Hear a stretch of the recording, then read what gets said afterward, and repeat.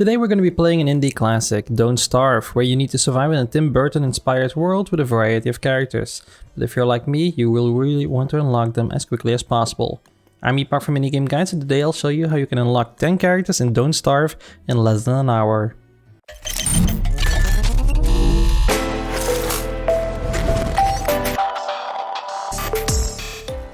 So let's just jump right in. Now, as you can see at the time of this recording, I only have the two default characters unlocked, Wilson and Wagstaff. Now, there are 21 characters in total, which all can be unlocked through various ways. Now, I'm going to show in a future video how to unlock all the others, so be sure to subscribe for that. But in this video, I want to show you how to unlock these specific 10 characters in less than an hour of actual gameplay. We're going to go after Willow, Wolfgang, Wendy, WX78, Wickerbottom, Woody, Wickfried, Wolani, Warley, and Wheeler. Now, before we get started, I just quickly want to mention that this is completely doable if you've never played the game before, so it's a great way to get them quickly, or just if you're starting on a new installation just like me, it doesn't matter. Now, the reason that we're going after these 10 specifically is because that you can unlock them through gained experience. Now, as you may know, when you die, you'll get experience based on the number of days you manage to survive. Below each portrait, you'll see the amount of experience points or combined number of days you must have survived to unlock these characters. So we're gonna go after a max of 160 days survived in less than an hour of gameplay, because that sounds really great as a title for a video. Now, if you play normally, this would normally take forever to get to 160 combined days of survival. So we're going to be using a very specific strategy, all based around a cookable item called Mandrake. Now, Mandrake is normally a very rare and passive mob, of which only 2 to 5 will spawn in the world.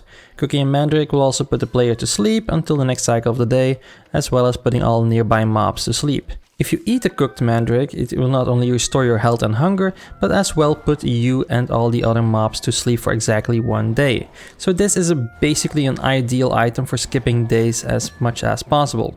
Since we need to survive as many days as possible, this is a really great way, but we will need more than 2 to 5 Mandrakes per world to make my promise of unlocking all 10 characters in less than an hour a reality. For that reason, we're going to be starting a new game with very specific conditions.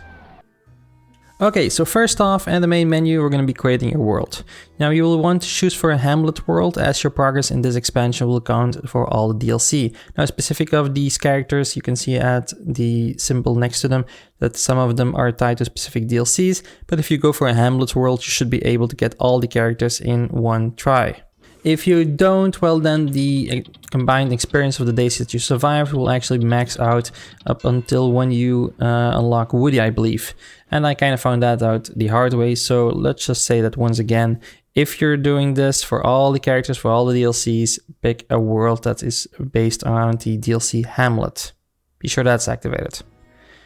Now that is out of the way, let's go under World and enable the following settings. We're going to change the day to long day, because we were going to be wanting as much daylight as possible.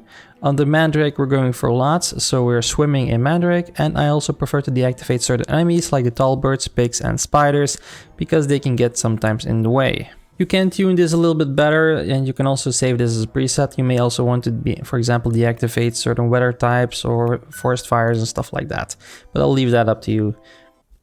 Now, during your playthrough, you'll obviously want to collect as many mandrakes as you can, but also flint, grass, and twigs from saplings for torches and axes. Now, torches you will be needing to survive the very short nights, and an axe to collect wood for the campfire you'll need to make once you've collected enough mandrakes so you can cook them. I would also collect enough materials to make multiple campfires in case it goes out by forgetting to fuel the fire with wooden logs, pine cones, twigs, or grass. While playing, I averagely found somewhere around 30 mandrakes during each long day. But when dusk settles in, I would really just stop collecting them, because the mandrakes will no longer be passively laying on the floor once you've dug them up. During dusk or night, they will just start following you around, making a very annoying sound as they do, and you can't pick them up. Personally, I would just, during the dusk and the night, I would just wait for a moment till the day once rises up again. Just use a torch or two to light yourself while the night's going on, so you're not gonna die. And once it's day again, just go look for more mandrakes. Now, in case that you want to do this in one giant run, then you can also just, be constantly picking up carrots and berries to satiate your hunger, but that's all the way up to you. Once you're completely done with looking for more mandrakes, you can start cooking them. Now each time you'll cook one, you will fall asleep for a short while. Now the more mandrakes you need to cook, the more you'll advance through the days and the game will become more dangerous. So only start cooking when you're absolutely done with looking for more mandrakes. Once you start cooking, don't stop. Even if hostile mobs start surrounding you, the cooking of mandrakes will put you and them to sleep, giving them no chance to attack you. The same thing goes while you're eating them. You'll be safe as long as you're eating, so don't worry about it because everyone will be asleep when you're asleep. Once you've eaten through your entire stash, let an enemy kill you and you'll be getting all 10 characters in no time. At least if you have survived a combined total of 160 days since you booted up the game the first time. Now if the game didn't give you all 10, it may be because you didn't hit the total required number of days or you're playing in the wrong DLC pack as I mentioned earlier.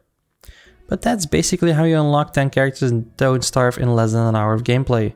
To find out how you can unlock the others, be sure to subscribe to be alerted when it drops along with other guides for Don't Starve. And if you found this guide useful, please give the video a thumbs up so other people can find it too. And if you just like getting the best guides for your favorite indie games, be sure to subscribe because that's what we're all about here at Indie Game Guides. I want to thank you for watching and I'll see you in the next one.